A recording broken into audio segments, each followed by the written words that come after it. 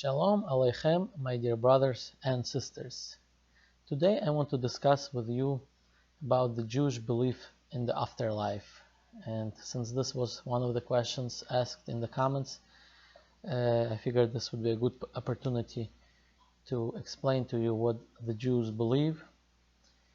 And one thing I wanted to start with is that if you search throughout the whole Torah, and when I say Torah, I mean the 5 books of Moses, it doesn't say anything about the afterlife or the world to come.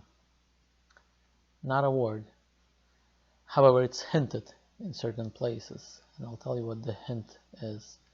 And firstly, the question is, why doesn't the Torah say anything about the afterlife?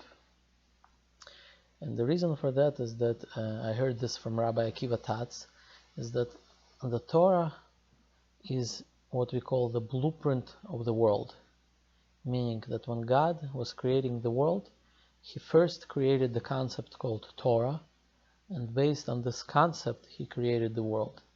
This is what the Jewish Midrashim talk about, that God created the Torah as the blueprint. It's like the prerequisite for the world. And therefore, since the Torah is the blueprint of the world, in this world, the world to come, meaning the future world, is hidden, right? We don't see it. We don't see the world to come. It's hidden.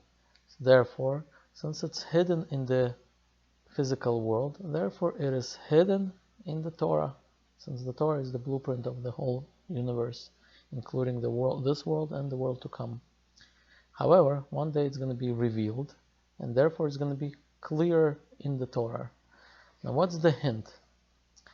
The hint in the Torah, that from where do we see that there is such a thing as a life after death?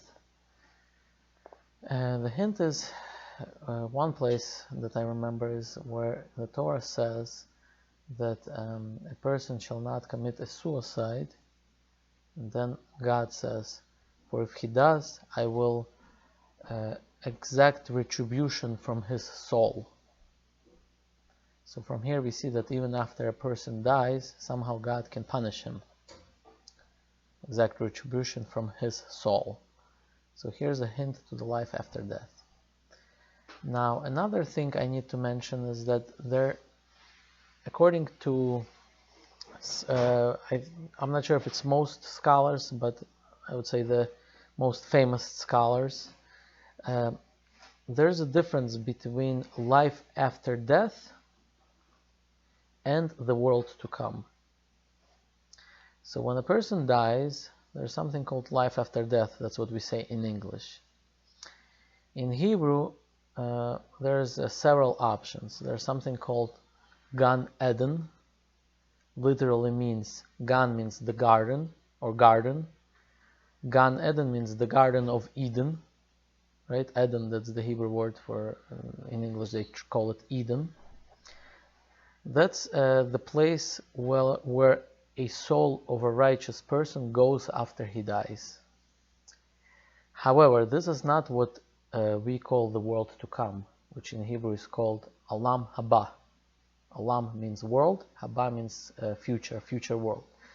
Olam Haba is something that we refer to as the world after the Messiah comes, and then this physical world is going to be transitioned. And this is what we refer to as the world to come, to the transitioned world after the Messiah comes.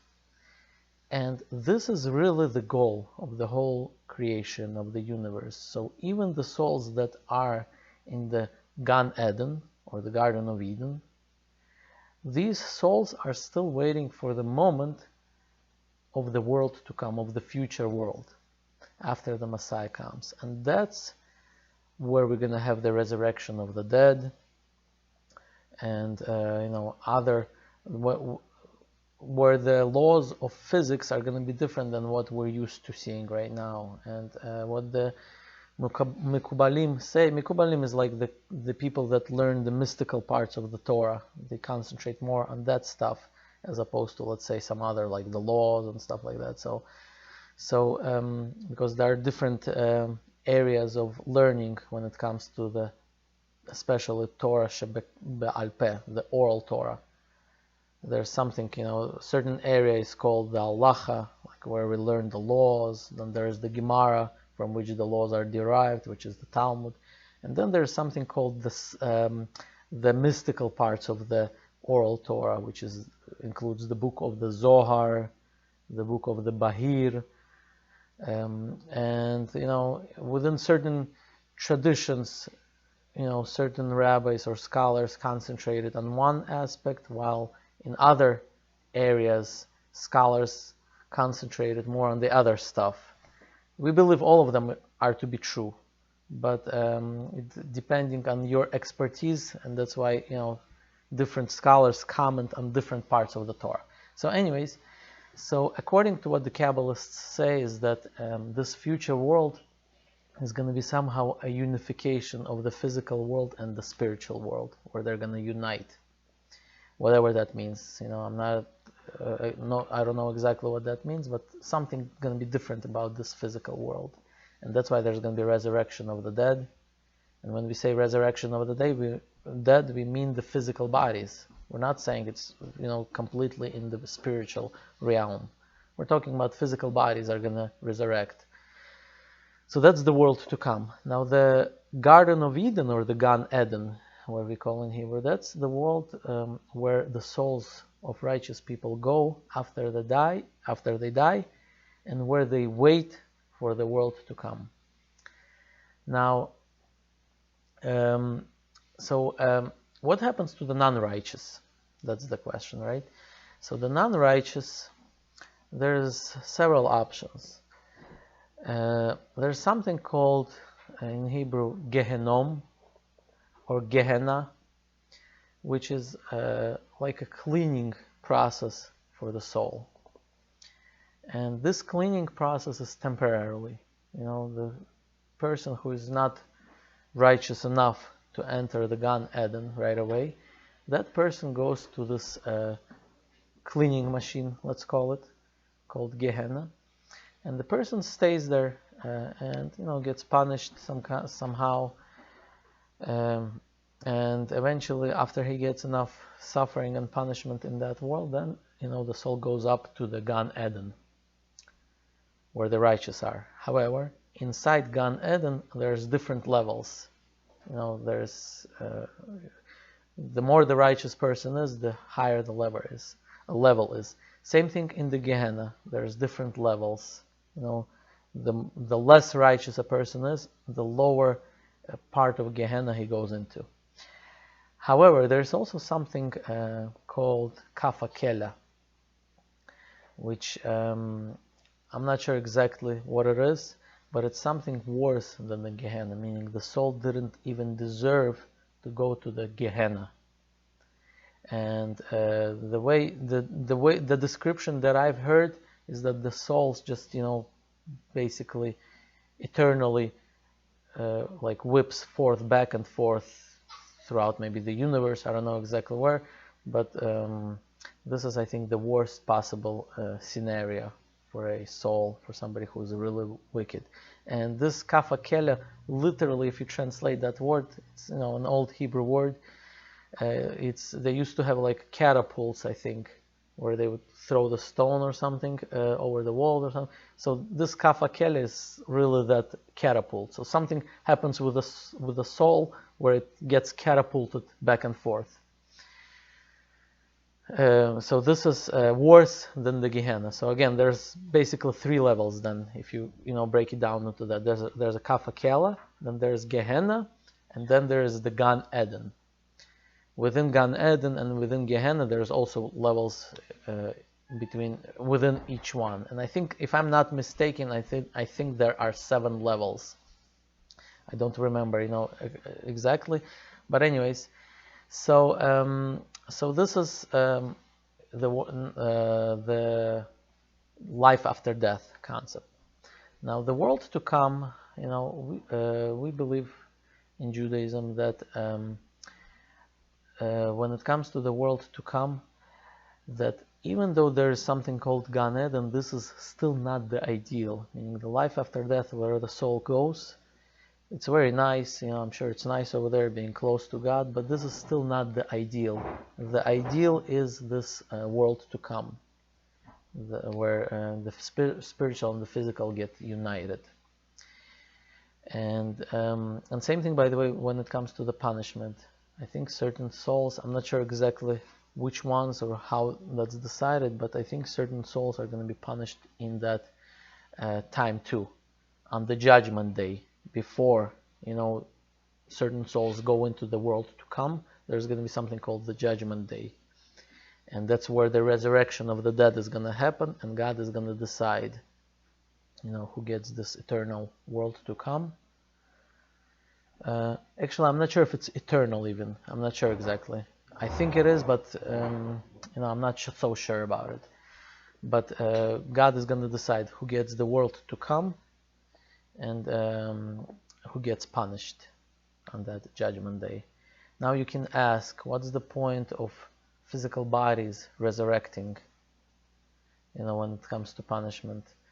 And one rabbi made like a parable that kind of explains a little bit of why exactly the bodies need to resurrect, when it's really the soul that's responsible, right? The soul gets either punished or not. So what's the point of the body itself either getting a reward or punishment?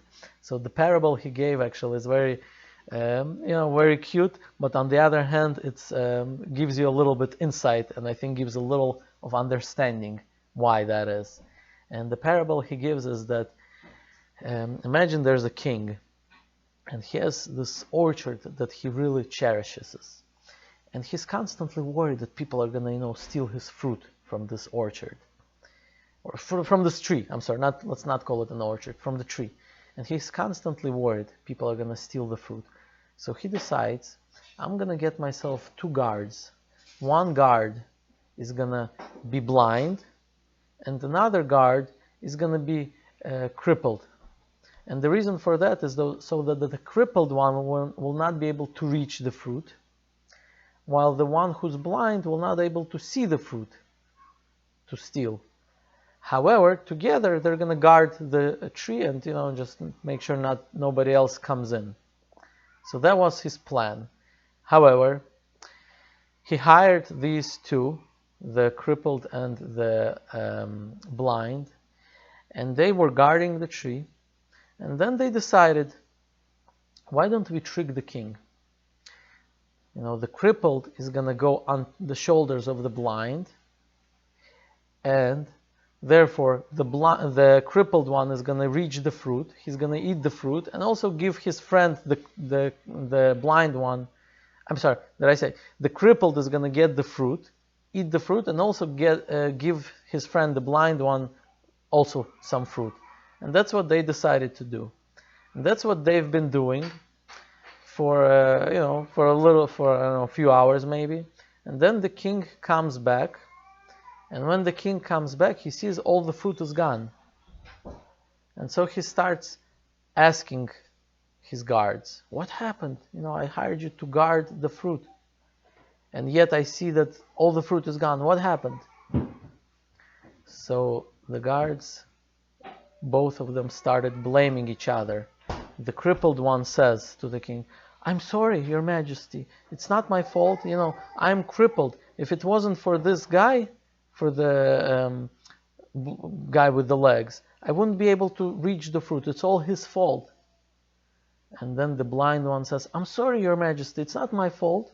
I'm blind. I couldn't see the fruit. If it wasn't for the crippled who actually reached the fruit and grabbed it and gave it to me, it's all his fault. I wouldn't be able to do it. And the king thinks, on the one hand, both of them are correct. But on the other hand, both of them are at fault.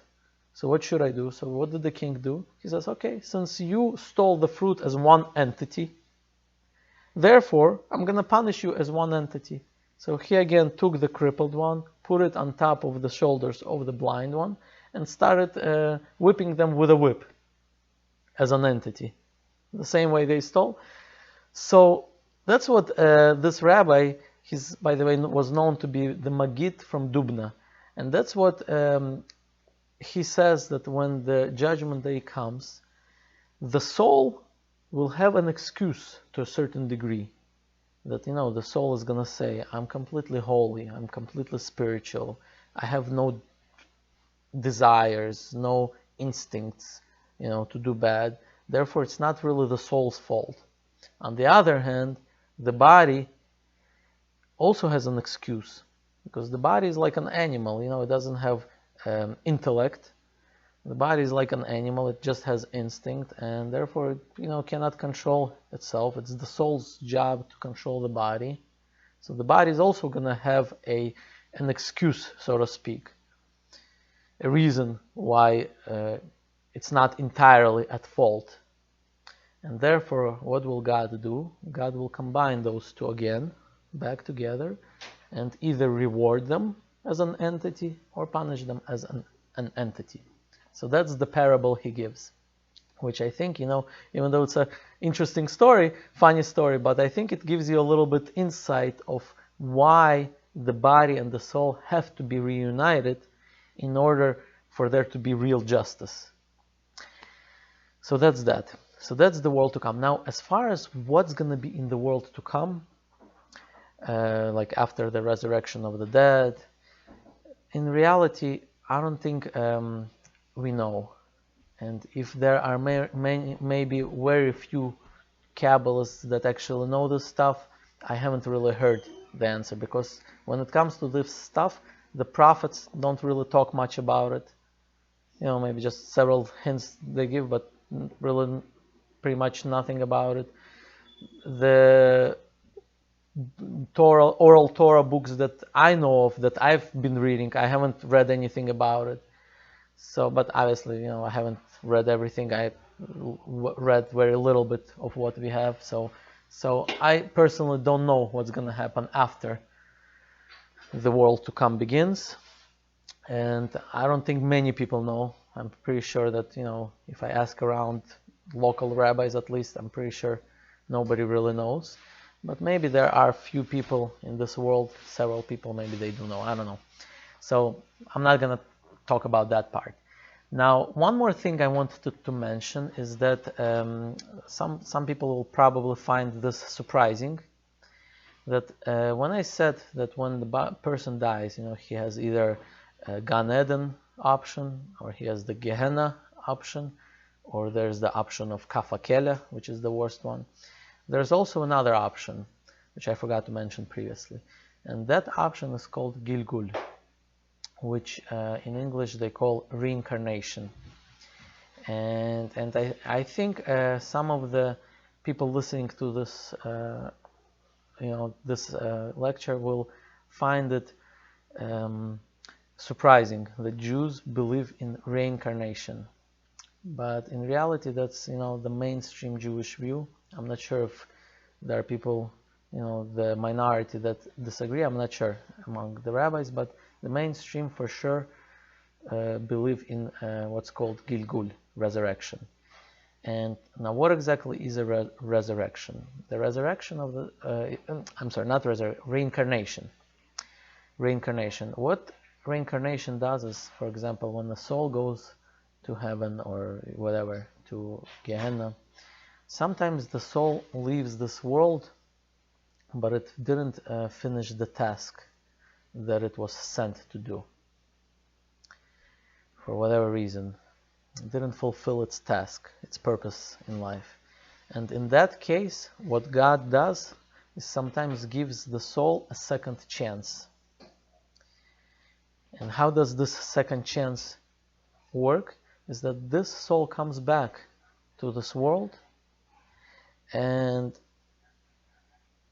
while living this new life, God will give it an opportunity to correct the mistake of previous life. And the person has to correct that mistake by choosing that opportunity and fulfilling it. And that opportunity obviously is a certain commandment that the person didn't fulfill in the previous life, that God could give him another chance and give him that opportunity to fulfill that commandment. In order to what? In order to raise him higher in the in the Gan Eden, or even in the Gehenna, to raise him higher to the next level. After that person dies again and goes, there again. And it's interesting because about maybe, I don't know, maybe like 14, 15 years ago, I remember there were a lot of shows on TV where people under the hypnosis were able to remember past life. And not only that, sometimes, people from certain dreams, they can witness certain things that, they didn't experience in this life.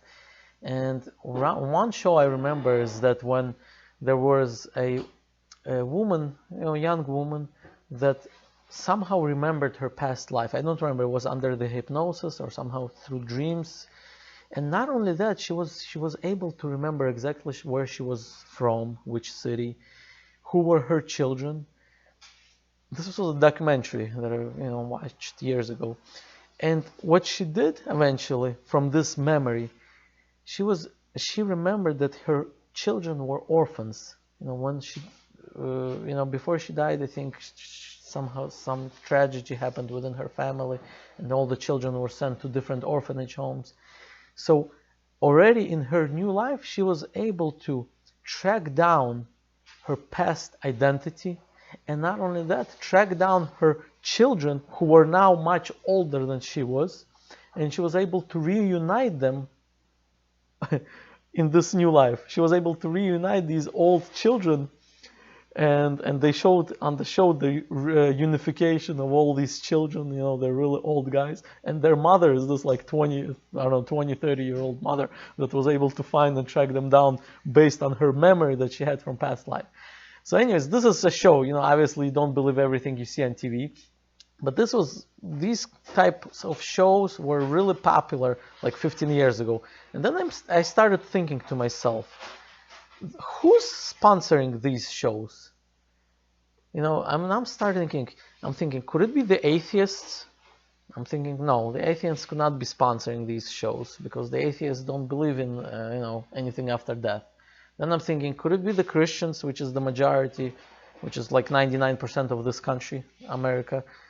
And I'm thinking, no, it cannot be the Christians because they don't believe in the reincarnation. So why would they, try to make these things up? Could it be the Jews? I'm thinking, no, because the Jews, even the non-religious Jews, don't even know this. The Jews believe in reincarnation. It's really the religious Jews, and the religious Jews are really a tiny fraction of a percentage maybe in this country, which I don't think they would have enough influence to, make these shows popular. So I'm thinking, so these shows must be something true, and that's why they're showing this, because under hypnosis people do remember certain things. And they have these shows, and there's no other explanations who would be sponsoring these shows. And then when I was in college, I took a class called psychology, right? I think it was like Psychology 101 or something. And the professor that was teaching us, he was also a hypnotist. And I was just curious, so I just came up to him one time after the class and I asked him, what's your opinion about this? That people can remember past life under hypnosis. Is that really true, or is that, just Hollywood? And what he told me is that he says, I'm not going to tell you if it's true or not, but he says, but I personally hypnotized somebody who was telling me about the memories he supposedly had from past lives. So he says, from my experience, I actually did hypnotize somebody, and he, was able to remember certain things that were not within his lifetime. And from what I heard from some, that people even sometimes speak the language, that this language they do not know, and it's a real language. Let's say a person was, born and raised in France for all his life, and then suddenly he remembers Chinese or something from the past life. That's what I heard. Not from this professor, but that's what I heard from, some people, some other people. So now, this, by the way, this concept of reincarnation also, helps explain us another interesting thing, is that, for example, let's say there's a 2-year-old baby, right? He was born 2 years ago, and after 2 years the baby died. See, without reincarnation, it's kind of hard to understand why would God, allow this child to be born, and then die after 2 years. You cannot say that God punished him, obviously, because this is a 2-year-old child. He's not yet responsible for his actions. So the punishment, cannot be there. You cannot really say that, God rewarded this baby, because there's not much to reward the baby for yet, because he's not responsible for his actions. So, he wasn't really faced with the real freedom of choice.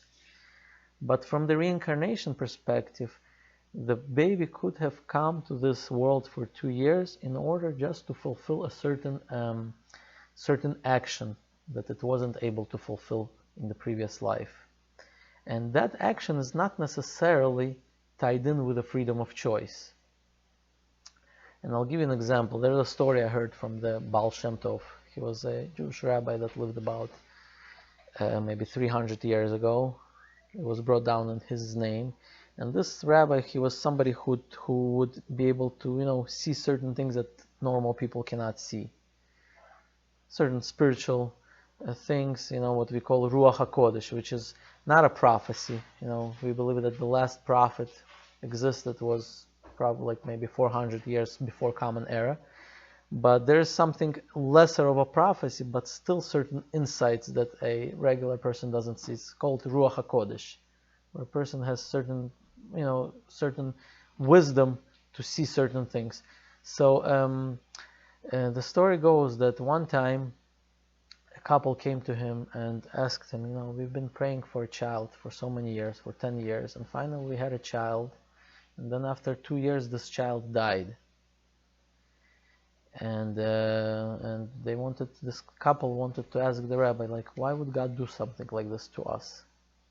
What was the whole purpose of having this child, for the soul coming down, when it had to just live for 2 years and die? What's the purpose? Why would God do such a thing? So he explained to them. He says, listen, so many years ago there was a Jewish family, and they had a newborn baby, and suddenly a war began. So the war began, and this family was forced to evacuate to another country. Now the travel was very dangerous, so what they were forced to do is leave the child with their neighbor, with the non-Jewish Christian neighbor, and have her, take care of the child, and she was willing to do it. Yes, and that's what they did. And then after 2 years, when the war was over, they came back looking for the child, and they found the child, and they raised the child, as a good person, good Jewish man, God-fearing man, who lived a long life and then eventually passed away. And when that soul, so this is the rabbi tells them, when that soul came to heaven, they looked at his life, and it seems like a perfect life.